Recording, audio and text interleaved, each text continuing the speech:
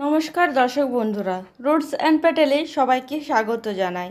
আজকে আপনাদের কাছে যে রেসিপিটা নিয়ে আমি হাজির হয়েছি সেটা অতি সাধারণ। আপনারা বাড়িতে একবার নিশ্চয়ই এটা বানিয়েছেন, উচ্ছে আলু ভাজা বা করলা আলু ভাজা। আপনাদের আমার এই ভিডিও ভালো লাগলে অবশ্যই লাইক কমেন্ট শেয়ার করতে ভুলবেন না। সাবস্ক্রাইব করার সময় বেল নোটিফিকেশানটা ক্লিক করে নেবেন, তাহলে আমার রান্নার নতুন নতুন আপডেট সবার আগে আপনারা পেয়ে যাবেন।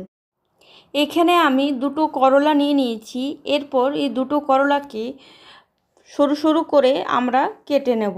ফার্স্টে আমি এখানে একটা লম্বাভাবে কাটবো, তারপর এভাবে ছোট ছোট সরু সরু করে আমরা কেটে নেব। আপনারা দেখতেই পাচ্ছেন, এভাবে আমাদেরকে করলাটাকে কেটে নিতে হবে।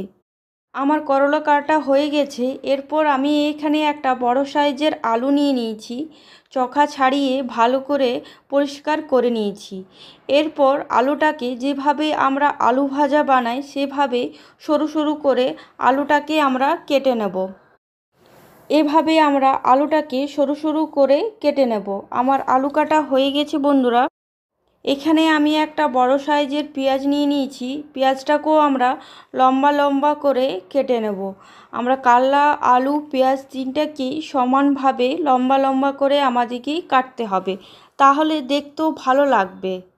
দেখো বন্ধুরা, আমার আলু করলা আর পেঁয়াজ কাটা হয়ে গেছে। এরপর গ্যাসে আমি একটা কড়াই চাপিয়ে তার মধ্যে 2 চামচ তেল অ্যাড করে দিয়েছি।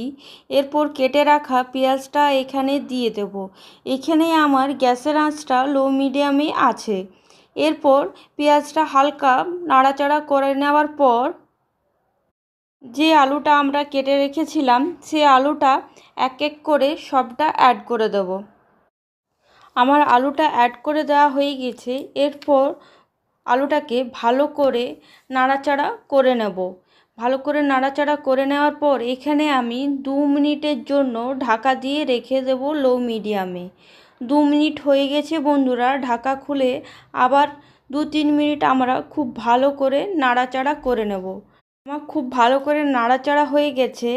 এরপর আমি এখানে যে কাল্লাটা কেটে রেখেছিলাম সেটা অ্যাড করে দেব। এরপর কাল্লার সাথে ভালো করে আলুটা মিশিয়ে একটু ভালো করে ভাজতে হবে একটু সময় ধরে। গ্যাসের আঁচটা লো রেখে আমরা একটু কাল্লাটাকে ভাজবো। এখানে আমি আবার 2 মিনিটের জন্য ঢাকা দিয়ে রেখে দিলাম। ঢাকা খুলে নেব। এরপর আবার নাড়াচাড়া করে নেব। নাড়াচাড়া হয়ে যাওয়ার পর আমি এখানে একটু লবণ আর একটু হলুদ গুঁড়ো অ্যাড করে দিলাম। অ্যাড করে দেওয়ার পর এখানে আবার নাড়াচাড়া করে নেব।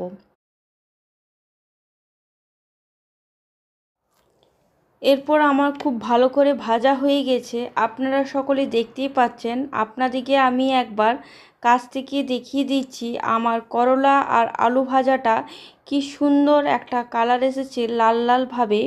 এরপর আমরা একটা পাত্রে নামিয়ে দেব। দেখুন বন্ধুরা, কি সুন্দর ভালো লাগছে, গরম ভাতের সাথে পুরো জমে যাবে।